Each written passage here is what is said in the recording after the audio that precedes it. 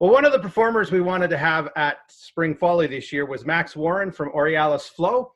And obviously, as you know, since coronavirus kind of put a kibosh on Spring Folly on site this year, we decided to do something live. And so we wanted to include Max in that. So Max, welcome to Spring Folly Live. How's it going? Going well. I'm happy to be, doing this interview, I guess. That's the best great. we Well, can listen, do. before we start, let's get to know you a little better, just for our audience. I like to have some fun, keep it light right off the bat.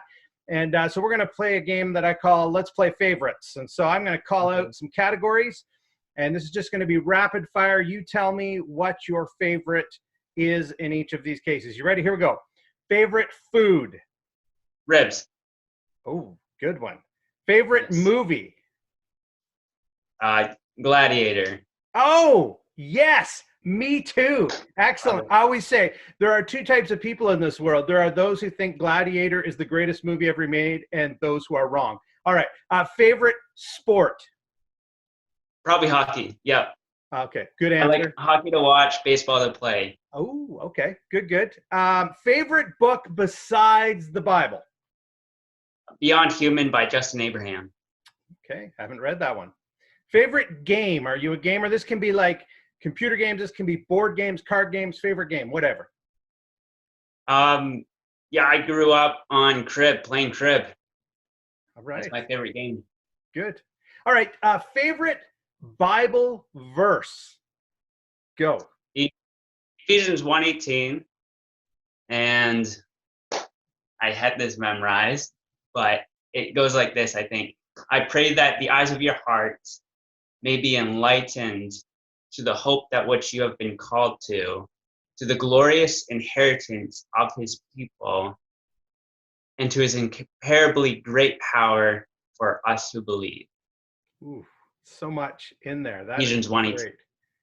Great. Ephesians is one of my favorite books in the Bible, so that's fantastic too. All right, so Max, you're involved in a performance art that's known, I think, as poi. Can you describe that for us? What is that?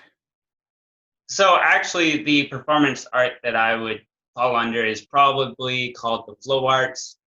It's a little bit unique and different in terms of it just being, I would say, a mix between dancing, juggling, and object manipulation. So poi is just one of those props that I use. I also do double staff. I use the crystal ball as well in manipulating the crystal ball. If you ever seen that before, that's pretty cool. And poi is one of them, where it actually comes from the Maori tribe, and poi just means ball and string.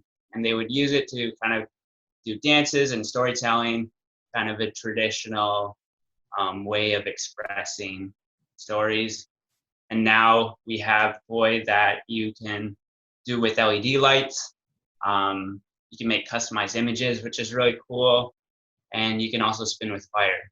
So that's how I got started into poi spinning. Well, and that was one of my questions I was going to ask. How did you get started? Like, did you wake up one morning and go, I want to play with fire. This sounds like it's fun. How did that start for you? Yeah, that's exactly how it started. No, in high school, I was looking for something to be good at, to be honest. I think it came out of desire to feel included. I wanted attention. I really didn't feel like I had anything special to give to the world or anything special in myself. So it was a difficult time in my high school period, I would say. But I saw this video on YouTube of someone spinning fire, and I figured, well, I'm going to learn that. That is the coolest thing I've ever seen in my life.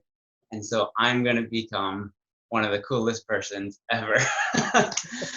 And yeah, so I would say my motivation or my desire to do poi spinning has changed since then, of being a very vain endeavor to now more of I want to show beauty through a different way of art, or a different art.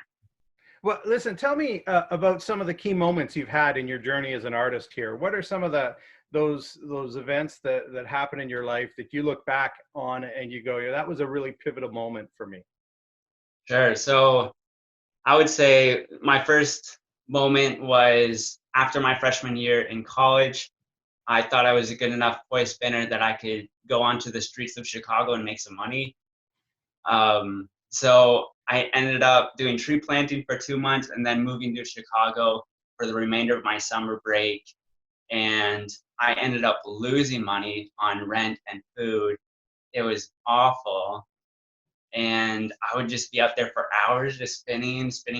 And, I'd make maybe $3 an hour. It was pretty bad. It was awful. And that moment taught me a lot about dealing with disappointment, dealing with failure, overcoming that challenge. And it taught me a lot about just what it takes to entertain a little bit more.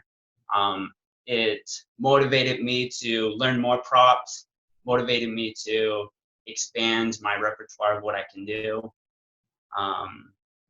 And it really pushed my limits to engage with the public a little bit, be more comfortable with who I was as a performer, engaging. And so now I'm looking forward to putting on better busking shows, better street shows. That was a huge moment. Second one was deciding to do this a little bit more professionally.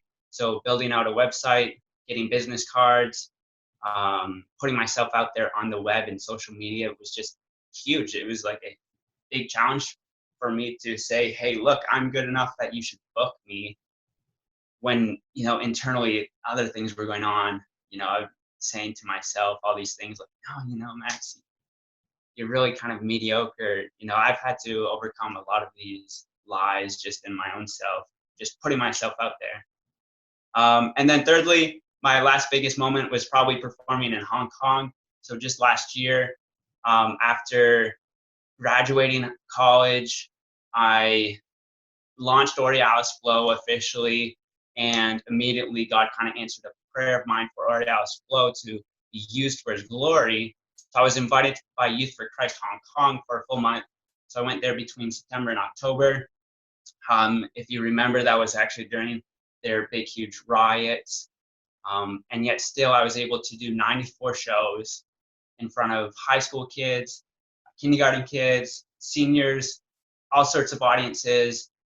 It was a really full month of performing, and over 300 students came to know Christ. And so I'm very happy to have been used as kind of an evangelistic, or having, yeah, that was a big moment. And so now, during this time of isolation, I'm just practicing a whole lot, and this is probably another big moment for me too.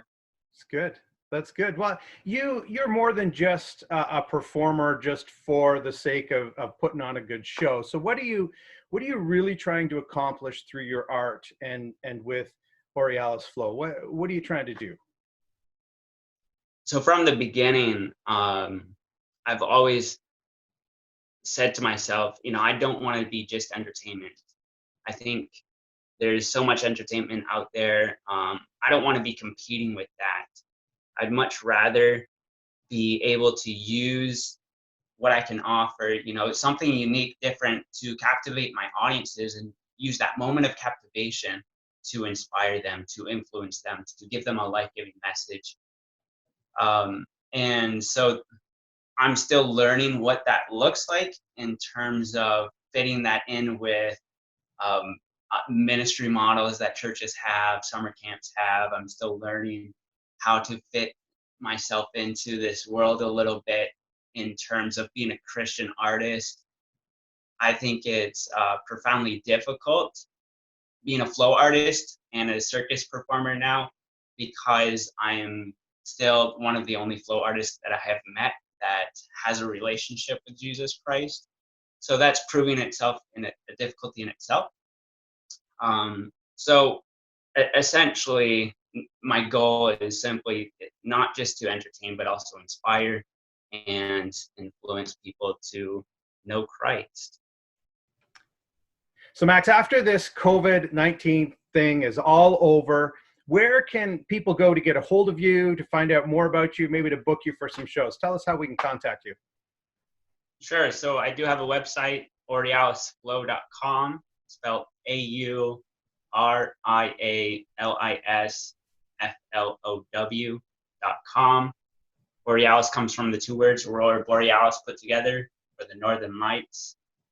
Because I am sharing the light of the gospel, I'm lighting up people's imaginations. So Aurialisflow.com, as well as I'm on Instagram, Aurialisflow, and you can also just email me at aurialisflow@gmail.com. It's great. Well, Max, we appreciate your heart, and we want to give people a little taste of your art. And so, ladies and gentlemen, check this out. Here's a video of Max Warren as Aurialis Flow. Here we go.